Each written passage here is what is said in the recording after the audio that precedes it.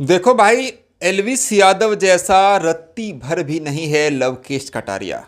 जो लोग ये सोच रहे हैं कि लवकेश कटारिया जो है वो एलविस यादव जैसा है, एलविस यादव के टीम से गया है, भाईचारा ऑन टॉप रखेगा, नहीं। धोखेबाज है लवकेश कटारिया। दोस्ती के नाम पे धब्बा है लवकेश कटारिया, आप कह सकते हैं। क्योंकि कल, हालांकि शूट तो परसों ही हो गया था, कल हमने देखा जिस तरह से धोखा दिया है ना विशाल पांडे को लवकेश कटारिया ने। दुश्मन भी इससे अच्छे होते हैं। मतलब विशाल पांडे ने जो थप्पड़ खाया अरमान मलिक से, वो कारण सिर्फ और सिर्फ लवकेश कटारिया वजह है। लवकेश कटारिया ही भड़का रहा था अरमान मलिक को बार बार। अरमान मलिक ने पूछा कि भाई उसने क्या बोला। विशाल पांडे ने जिस तरीके से बोला, उसको बढ़ा चढ़ा के जो है वो लव कटारिया बोल रहा था। लव कटारिया को ये लग रहा था कि विशाल पांडे बिग बॉस के घर में मेरे से ज़्यादा परफेक्ट लग रहा है। मैं हीरो दिखना चाहता हूँ बट हीरो ये दिख रहा है। इसका बात करने का अंदाज, इसका ओपिनियन देने का अंदाज जो है वो मेरे से बहुत ज़्यादा परफेक्ट है, ये मेरे से बहुत ज़्यादा तेज है। उसको कहीं ना कहीं जलन का भावना जो है पहले से ही था, जो कल दिख गया। बढ़ा चढ़ा के इस तरीके से बोला कि विशाल पांडे ने क्या बोला।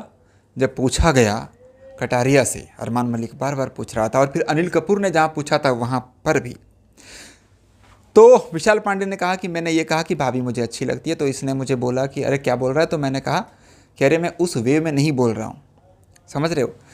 कटारिया को सही में विशाल पांडे ने ये बोला था कि मैं उस वे में नहीं बोल रहा हूँ, लेकिन कटारिया इस बात से जो है वो मुकर गया। विशाल पांडे के जब पीठ पीछे अरमान मलिक ने उससे ये पूछा कि बता इसने क्या बोला था, क्या इसने बोला था कि नहीं मैं उस वे में बात नहीं किया।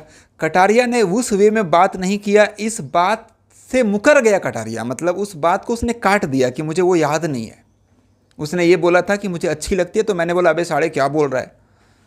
मतलब विशाल पांडे की बात मुझे गंदी लगी।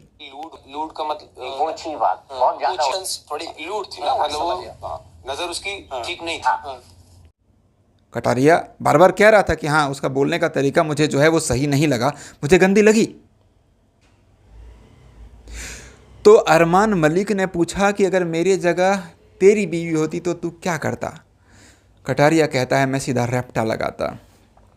अरमान मलिक बोला कि भाई जब ये रैप्टा लगा सकता है तो फिर मैं क्यों नहीं। अब इसने खुद बोला रैप्टा लगाता, अगर मैं नहीं लगाऊंगा तो फिर मैं मर्द नहीं दिखूंगा, यानी कि मैं कटारिया से कम दिखूंगा, तो मुझे रैप्टा लगाना चाहिए। और फिर वही बहाना से धीरे धीरे वो पास में गया और अचानक से थप्पड़ मार दिया।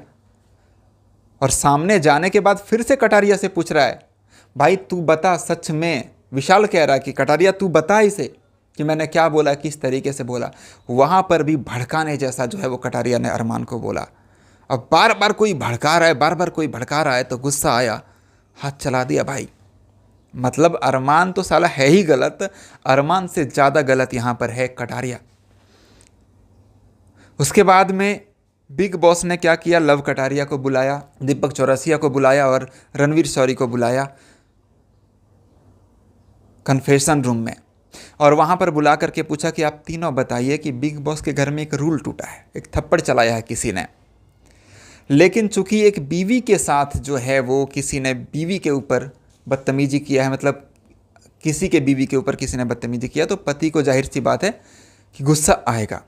तो क्या इसे जो है वो स्पेशल इंसिडेंट मानना चाहिए और जो है वो अरमान मलिक को घर में रखना चाहिए, या फिर उस रूल पे हम कायम रहें और निकाल दें। आप तीनों मिलके फैसला करिए, आप जैसा कहेंगे हम वैसा करेंगे। लव कटारिया से पूछा उन दोनों ने, दीपक ने और रणवीर ने, कि बता लव क्या बोला था उस दिन विशाल ने। बोला विशाल ने ऐसे ऐसे बोला कि यार मतलब भाभी मुझे अच्छी लगती है, कान में बोला। तो मैंने बोला अबे साढ़े क्या बोल रहा है तू। तो रणवीर कहता है कि क्या उसके बाद विशाल ने कहा कि नहीं मैं उस वे में नहीं बोल रहा हूँ। सीधा कटारिया कहता मुझे भाई वो याद नहीं है, मुझे याद नहीं है। थोड़ी लूट थी ना, मतलब वो नजर उसकी ठीक नहीं थी। सोचिए कितना बड़ा धोखेबाज। मुझे इतना गुस्सा आ रहा था ना कि भाई मतलब कैसे ये लोग धोखा दे सकता है पीठ पीछे इस तरह से यार। आप लोगों को याद होगा सबसे शुरू में रणवीर ने और साई केतन ने कहा था कि ये सबका मजाक उड़ाते रहते हैं, कटारिया अपने बातों से सबका मजाक उड़ाना चाहते हैं। तो विशाल ने सबसे पहले, कटारिया से पहले विशाल आगे बढ़ गया था, मजाक नहीं उड़ाता ये किसी का।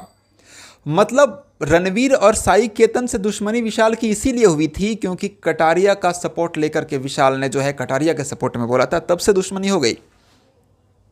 सोचिए, कटारिया के लिए विशाल किसी से भी लड़ जा रहा था, भाईचारा तो विशाल निभा रहा था बिग बॉस के घर में।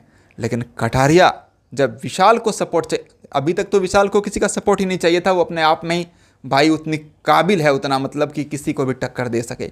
लेकिन एक बार जब ज़रूरत पड़ी तो सारे घर वाले एक तरफ हुए, देखा भाई कि आंधी किधर चल रही है, कटारिया भी उधर ही हो लिया और विशाल के खिलाफ बोल दिया। तो कटारिया ने बहुत बड़ा धोखा दिया है भाई, और ये सबको दिख गया है, पूरे सोशल मीडिया पे कटारिया के खिलाफ जो है वो सब लोग कह रहे हैं, और विशाल के लिए जो है वो नारेबाजी चल रही है। और विशाल जाहिर सी बात है कि अब सबसे टॉप पे चल रहा है। मैं तो ये कहना चाहूँगा कि आप लोग विशाल को जिताइए, विशाल को इस बार का बिग बॉस OTT 3 का विनर बनाइए। कोई साला आसपास फटकना नहीं चाहिए इस बार, यही कहना चाहूँगा। मैं महेश पांडे, हाँ मैं पांडे हूँ तो इसका मतलब ये नहीं कि मैं पांडे का सपोर्ट ले रहा हूँ, मैं शिवानी के लिए भी वीडियो बना चुका हूँ इस तरह, समझ रहे हैं आप। शिवानी मेरी जात की नहीं है, मुझे जो जब सही लगता है या लगती है तब मैं उसके लिए बोलता हूँ।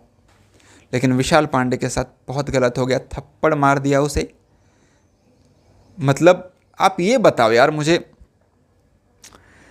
आलिया भट्ट है, अब मान लीजिए किसी ने कह दिया आलिया भट्ट पे, भाई मेरी क्रश है वो आलिया भट्ट, है ना, या कोई हीरोइन के लिए, किसी के लिए कोई बोल सकता है, तो क्या मतलब उस पर केस बनेगा?